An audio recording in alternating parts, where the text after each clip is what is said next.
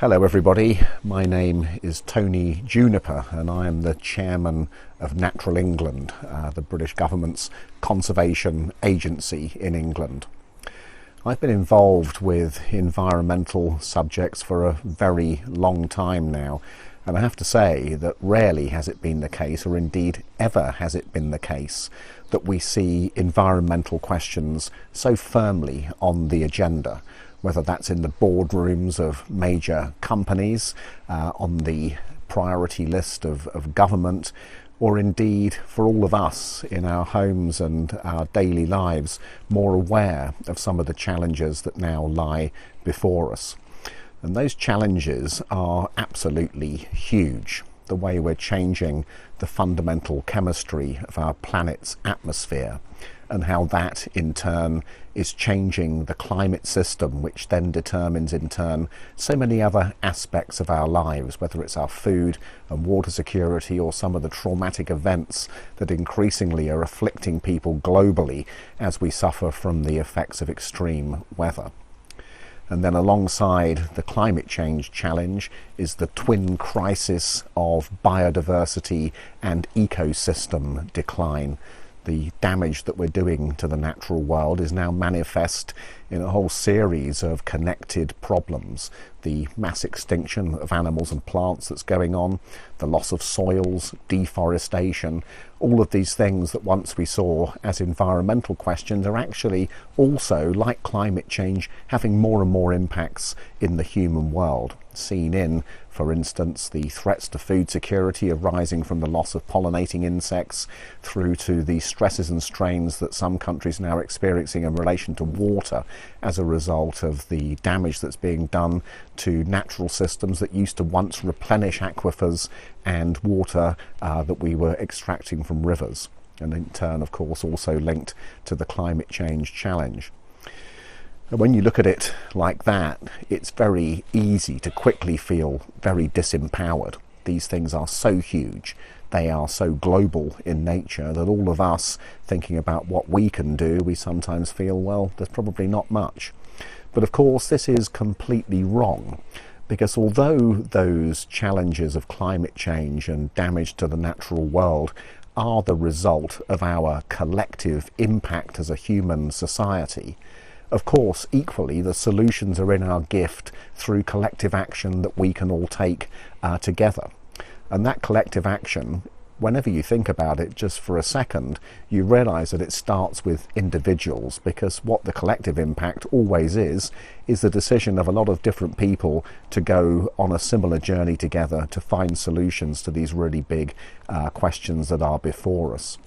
And one of the ways in which we can make that individual contribution, alongside from being engaged citizens through the political process, alongside what we might do in our individual lives through being able to change our behaviour, to recycle more, to save energy, alongside all of that is to be volunteering through different organisations and different bodies that can help us harness our individual contribution through working alongside others.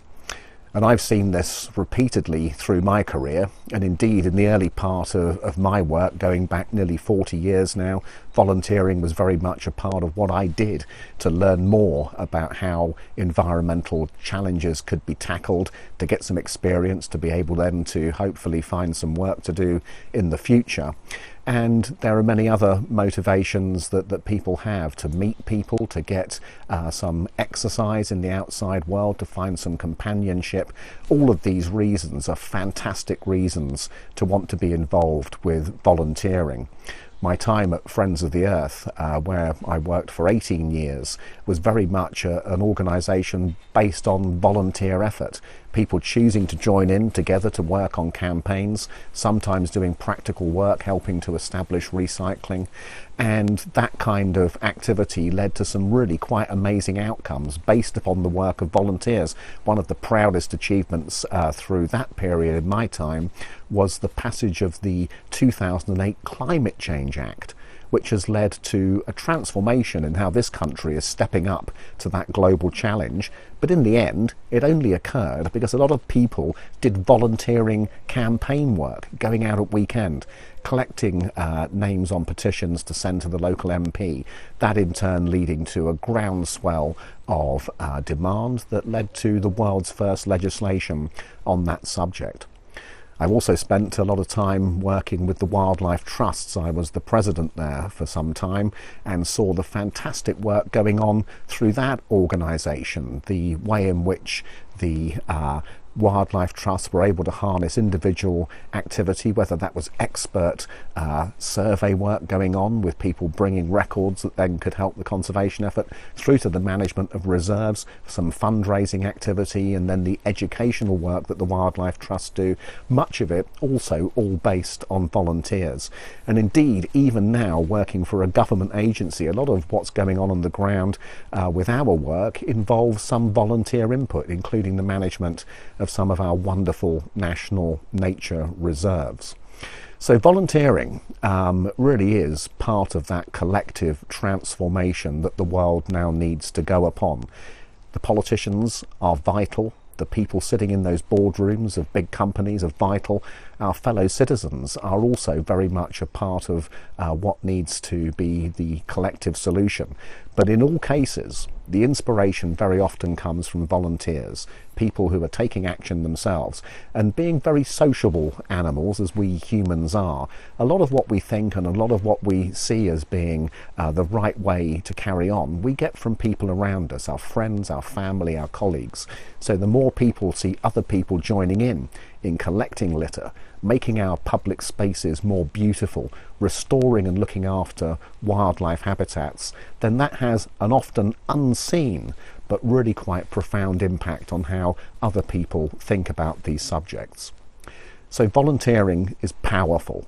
We have some major challenges before us, but they're only going to be fixed by individuals working together, and alongside being careful about what we do in our family lives, thinking about the recycling, thinking about not using chemicals in the garden, thinking about the energy we use, alongside all of that, and then being engaged with the political process and ensuring that our politicians know that we all would like them to do more to fix these things, volunteering very much is a part of that picture.